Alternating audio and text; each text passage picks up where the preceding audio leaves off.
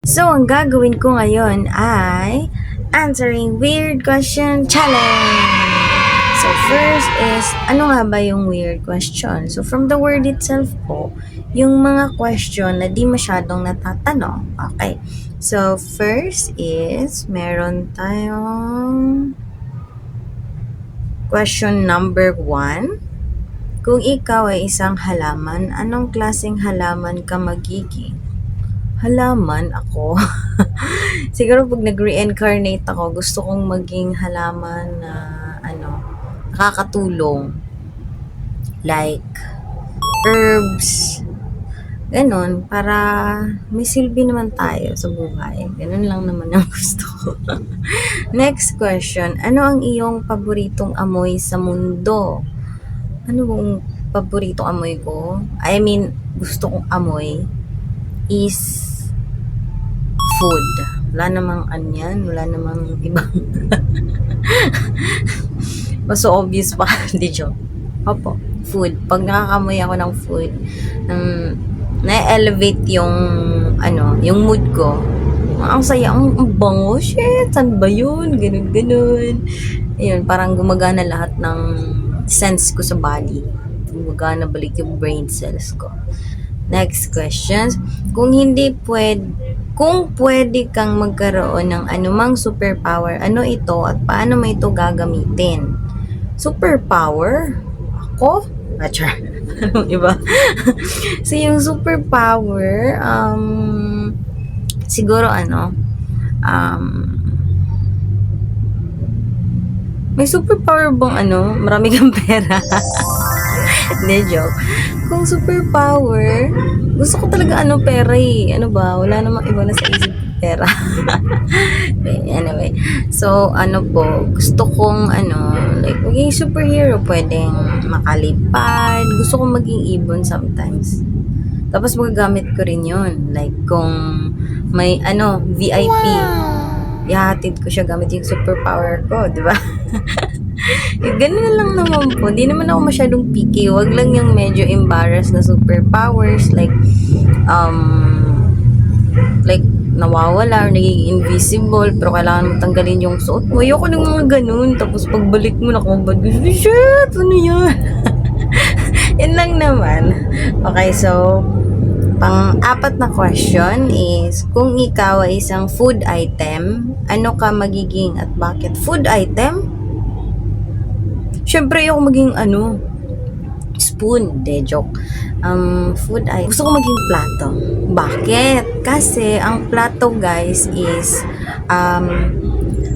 madami kang food na malalagay doon. So, matitaste ko lang siya kahit di na ako tao, di ba? Matitaste ko rin yung mga food. At ayun lang. Thank you very much, Char. May next pa tayo. Okay. So, kung ikaw ay isang tunog, anong tunog ka magiging? Tunog? Music? Pampatulog siguro. Gusto ko yun. Yung nakakatulong ako magpakalma, magpatulog ng mga tao. Mostly, yung mga gusto ko is yung may use ako. Kasi this life, wala akong silbi. Di joke na. May silbi naman, pero di masyado. Siyempre, kung magiging gamit lang naman ako, ano pang silbi kung wala akong silbi, di ba? O yun na yun. Okay, so second question is, ano ang iyong paboritong kulay sa gabi? Black po. Pag nasa labas, pero pag matutulog na white. Kasi binabangungot ako sa black. Di ko alam bakit. Pero yun na yun. Next question, kung pwede kang maglakbay sa anumang fictional na mundo, saan ka pupunta? Ay, wait eh. Ay, nanonood kasi ako ng yung mga reincarnation sa anime. Gusto ko nang pumasok dun sa mga RPG, ganun like, yung mga nilalaro nila pag namamatay sila, dun sila pumapasok. Gusto ko rin ganun, may experience yung sa ML. Hindi, joke lang, huwag sa ML. Kapatay na ako dun paulit-ulit, tas mabubuhay. Anong klaseng buhay yan? Di gusto ko yung parang adventure. Nakakita ka ng dragon, at ganon. Siguro influence na rin ng anime at pag panunood, oo. Next question. Kung ikaw ay isang libro, anong genre ng libro ka magiging? Romance. Bakit? Romance is nice. Romance is hurt, painful, happy. Ganun, gusto ko kung magiging genre ako, either comedy or fantasy or romance.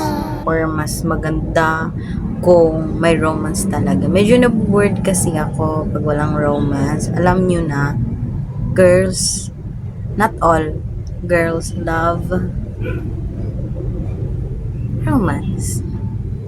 Kaya gusto namin ng yung true love, ganon. Di naman lahat, and I know boys din, gusto ng ganon. But kung ako lang, ako kasi kung gusto niyong mag-comment, charot. Opo, kung may nanonood man dyan. Kung may gustong mag-share ng opinion nila or yung mga gusto nila, feel free to check or type lang po sa comment section natin dito. No judgment. Nobody's perfect, guys. At tayo iba-iba. Kaya, no. Wala. Ayoko ng ganun. At, okay lang kung may ganun. Di na lang natin papansinin. Nan lang. Thank you. Char. Next question. Kung pwede kang magkaroon ng anumang kakaibang alagang hayop, ano ito? Dragon. Yes.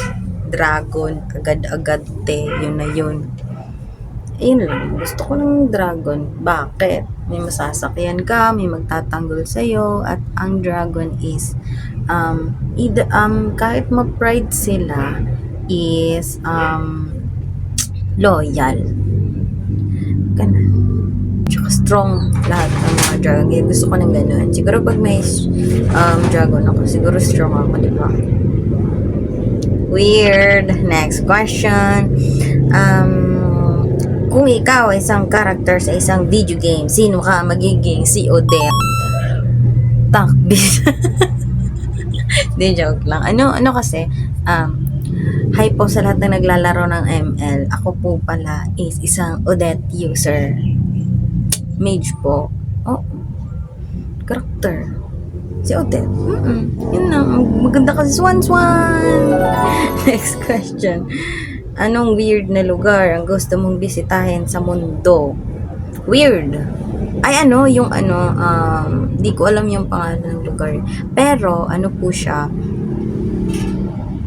yung nagre-reflect yung, parang tumitingin ka sa salamin. Yun, parang may water po na, like di malalim, tapos nagre-reflect, sobrang linaw ng ng reflection mo or ng sarili mo, nagre-reflect na, pwede kong gumano, tapos super nice po siya for shooting photo, ganon. Kasi yun nga, ang weird kasi para siyang water na nagre-reflect. Basta yun na yun. Next question. Alright, so kung ikaw ay isang sayaw, anong sayaw ka magiging? Sayaw ako? Tinikling? Honor po, as I'm a Filipino, so gusto ko yung tinikling. Kasi nga, tinikling. Bakit great ang tinikling? Dahil pag nagkamali kang masasaktan ka, so it means matututo ka talaga kasi ganun ang buhay. Seryoso. Okay, next question. Ano ang iyong paboritong tunog kapag may bagyo? It's been raining in Manila, hindi ka ba nilalamig? Or mga praise song, ganun. Kasi pag may bagyo, nakakatakot. Hindi natin alam kung anong mangyayari, susunod ganito, ganyan.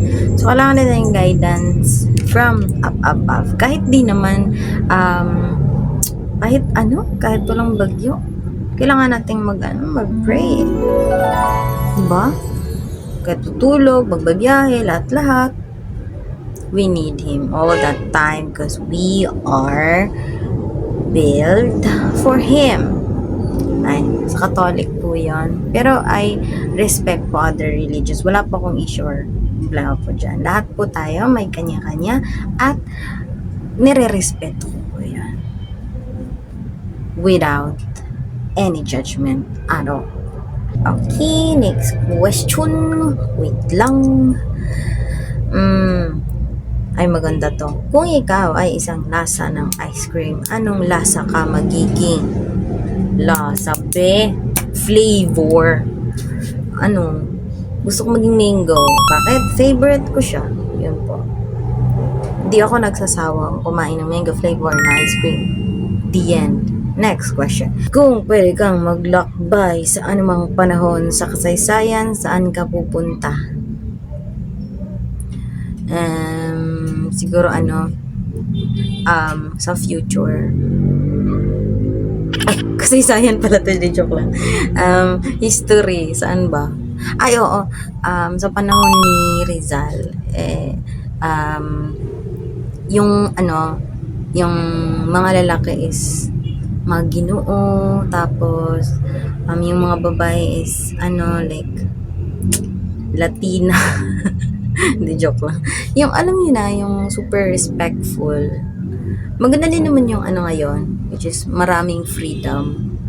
Gusto ko lang rin matry. Yan lang naman, wala namang iba. Wala, no more or less. Yan lang, gusto ko lang matry. Next question. Kung ikaw ay isang instrumento sa musika, ano ka magiging instrumento? I want to be a guitar. Bakit?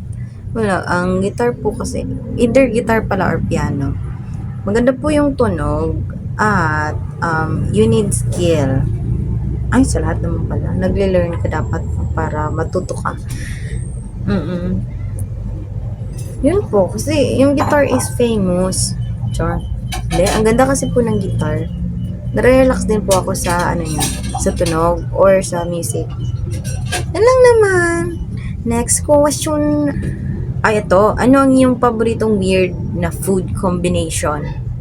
Weird food combination ko is siguro dito weird kasi maraming nakakaalam or hindi mo pa alam, dapat malaman mo to.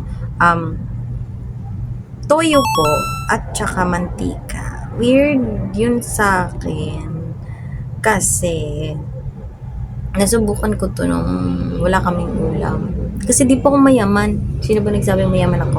Ha? Oo. Akala ko yung lasa is magiging like di ko may explain na nakadiri. Pero nung natikman ko, shit, sarap di. Inulit-ulit ko na kahit na may lechon, charat lang. Kahit na may proper ulam na kami nun, tinatry ko pa rin yung minsan. Kasi wala, namimiss ko yung lasa, maganda, masarap, okay siya, malinamnam. Mimix mo lang yung toyo tsaka mantika. Next question. Kung ikaw ay isang amoy, anong amoy ka magiging? Tanan na ba to? Siguro amoy gustong, or ako talaga, amoy food.